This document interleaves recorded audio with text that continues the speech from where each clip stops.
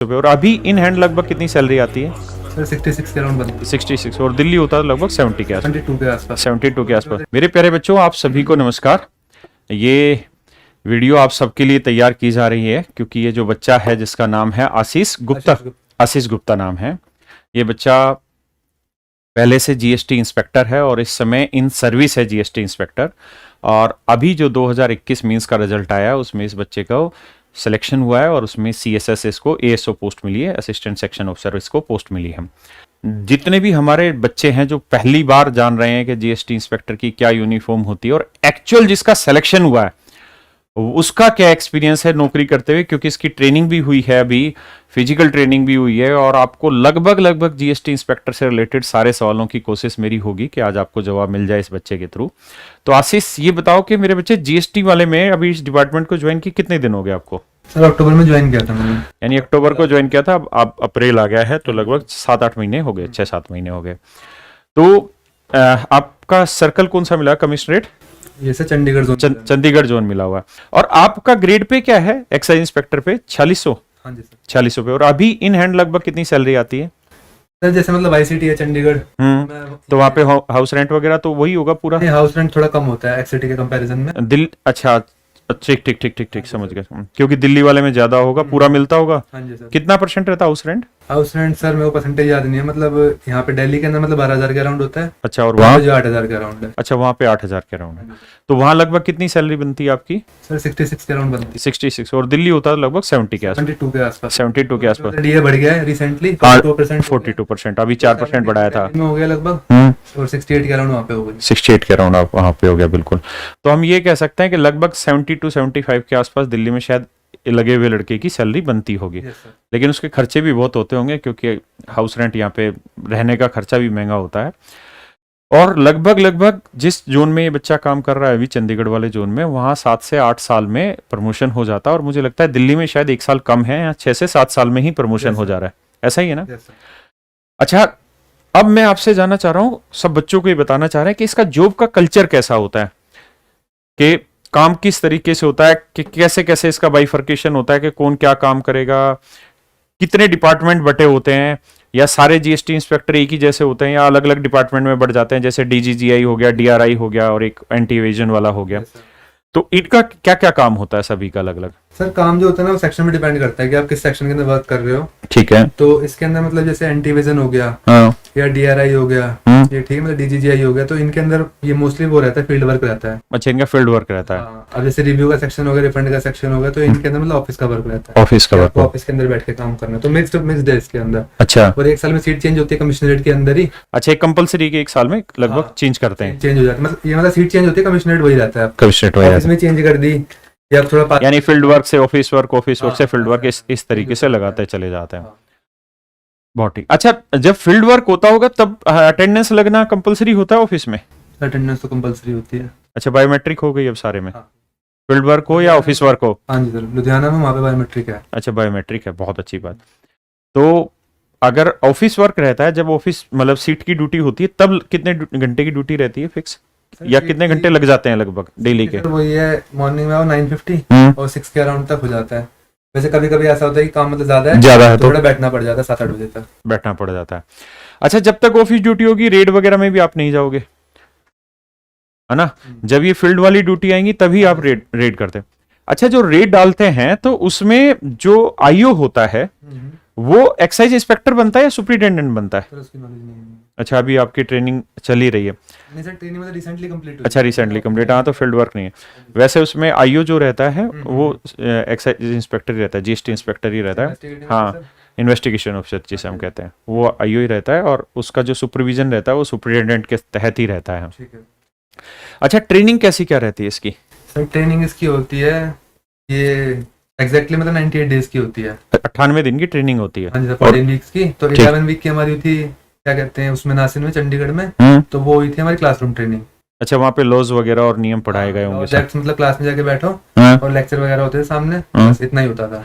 और उसका टेस्ट भी होता था कुछ? हाँ जी सर, वीक के अंदर हो जाते थे 1 या 2 टेस्ट, अच्छा, फिर लास्ट में एक मतलब वो होता था, ये वो मेन टेस्ट हुआ। समझ गया। तो अच्छा, वो क्वालिफाई करना उसको भी कंपलसरी होगा? compulsory है वो आपका मतलब प्रोबेशन नहीं होगा नहीं तो उसके बिना। और अच्छा, प्रोविजन के लिए नहीं। तो कोई ऐसा बच्चा देखा जो जिसने ना किया हो, हाँ जी सर, हो जाते हैं काफी।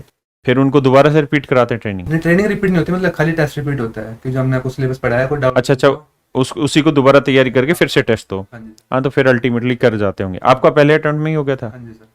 अच्छा, पढ़ाते क्या है? जीएसटी के लॉज वगैरह या जीएसटी और कस्टम्स के। कस्टमर? हाँ जी सर। जीएसटी और कस्टम के। अच्छा, आपके यहाँ पे कस्टम और जीएसटी एक ही है इसमें चंडीगढ़ वाले में या डिफरेंट है? सर एक ही है वो हर जगह, जीएसटी और कस्टम्स। जैसे महाराष्ट्र में डिफरेंट था, कस्टम और जीएसटी अलग था शायद। नहीं सर, एक ही है इसके अंदर। दिल्ली में कस्टम जीएसटी एक है। हाँ एक है, चंडीगढ़ में भी एक ही है। अच्छा, चंडीगढ़ में भी एक है, लेकिन बहुत सारे में डिफरेंट डिफरेंट है ना कस्टम और जीएसटी। नहीं सर, मतलब इंडायरेक्ट टैक्सेस में आते हैं ना, अच्छा। कस्टम्स भी और जीएसटी। जीएसटी भी तो वो जो है मतलब क्या कहते हैं उनका वो एक ही है, मतलब जहाँ से वो मतलब कंट्रोल होता है। कंट्रोल होता है वो। डिपार्टमेंट एक ही है, डिपार्ट- सीबीएसई। उसके अंदर सेक्शंस हैं, कस्टम्स का अलग सेक्शन है, जीएसटी का अलग सेक्शन है। तो अभी तो आप किसी रेड में गए नहीं होंगे? नहीं सर। अभी नहीं गए? नहीं जी, मन है जाने का? मन है अभी।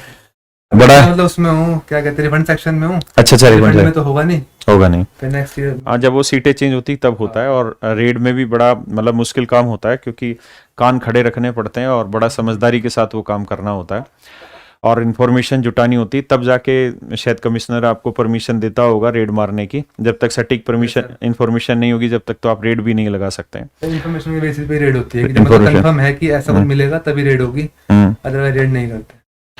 तो जब भी अपनी नौकरी करनी हो तो नेचुरल सी बात है, जो अपने बेसिक चीज़ें हैं नौकरी के लिए वहाँ उस डिपार्टमेंट में, जैसे इनकम टैक्स है तो इनकम टैक्स के लॉज आने चाहिए, जीएसटी है तो जो जीएसटी के लॉज आने चाहिए, कस्टम के लॉज आने चाहिए। तो ये सारे नियम आने बहुत ज़रूरी हैं। और ये बच्चा सीएसएस ज्वाइन करना चाह रहे हो कि अभी असमंजस में? नहीं सर, चाह रहे हैं लोग, चाह रहे हैं। लोकेशन की वजह से। कारण क्या है कि इसकी फैमिली दिल्ली में सेटल है और ये बच्चा चंडीगढ़ में इसकी पोस्टिंग है, तो बड़ा मुश्किल होता होगा इसके लिए आना जाना, तो इसलिए ये सीएसएस में चाह रहा है। और अच्छा, मुझे बताओ कि जो ट्रेनिंग होती है उसमें कुछ टाइम तो रहता होगा जो पढ़ाई लिखाई वाली ट्रेनिंग, और बाकी टाइम होती है फिर खिंचाई वाली ट्रेनिंग। तो खिंचाई वाली ट्रेनिंग कहाँ हुई थी? खिंचाई वाली हुई थी हमारे यहाँ पे हरियाणा पुलिस अकेडमी में। कहाँ पे? Haryana police academy?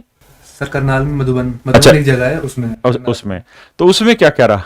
सर उसके अंदर तो काफी एक्टिव रहता था। अच्छा। मॉर्निंग में 6 बजे से लेके ऑलमोस्ट 8 बजे तक मतलब बिजी रहते थे शाम को। अच्छा, सुबह 6 से रात के 8 बजे तक? 8 बजे तक।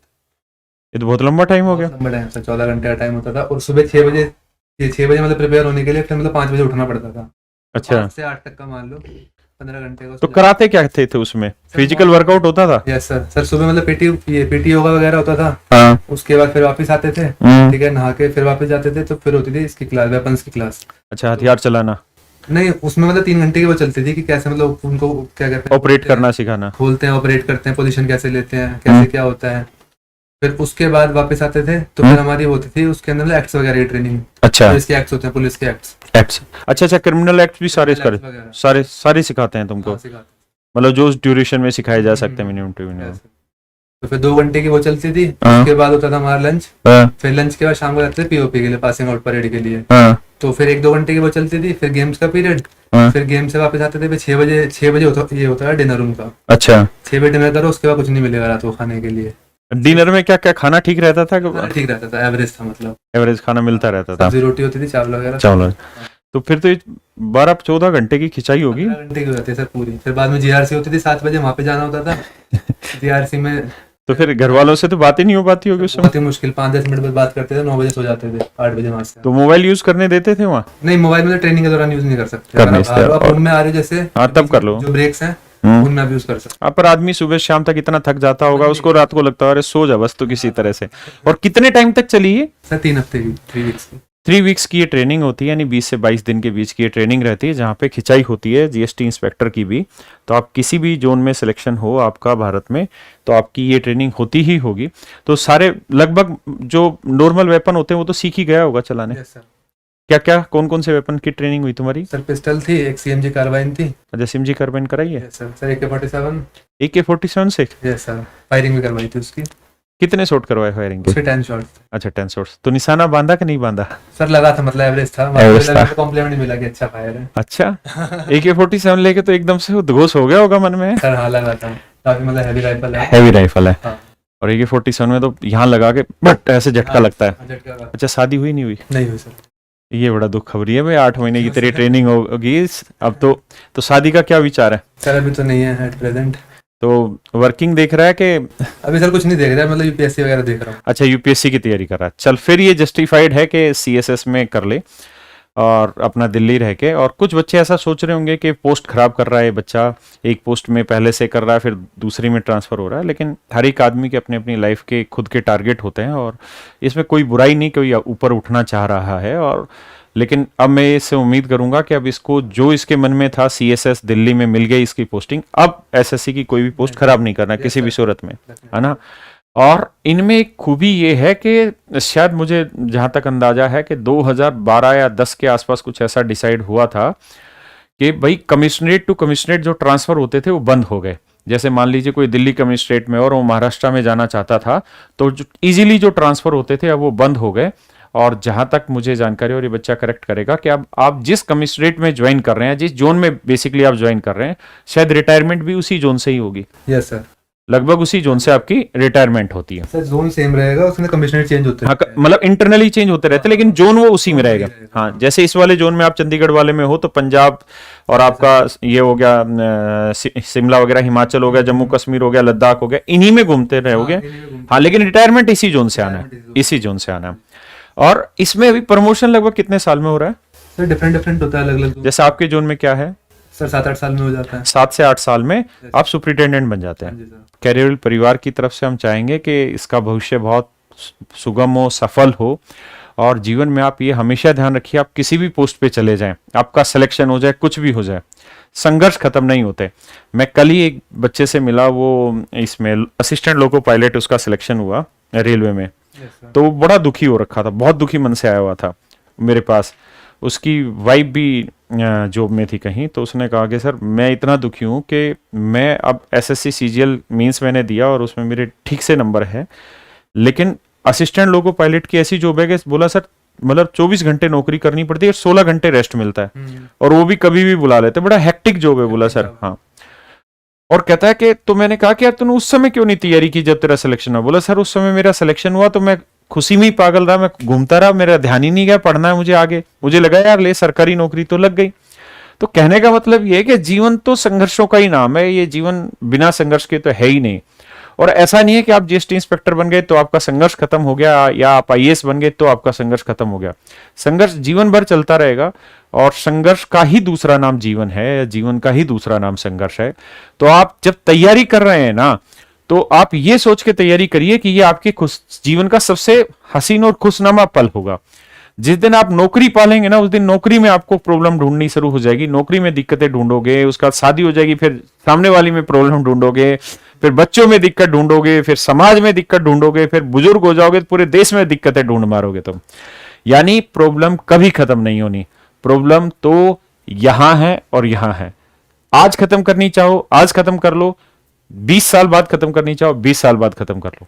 संघर्ष करते रहो, और जिस व्यक्ति ने संघर्ष को एंजॉय कर लिया, संघर्ष का आनंद उठा लिया, उसको जीवन में आगे बढ़ने से कोई नहीं रोक सकता, और वो व्यक्ति सच मायने में संत कहलाएगा, क्योंकि हर संघर्ष में जो खुश हो वही तो संत है।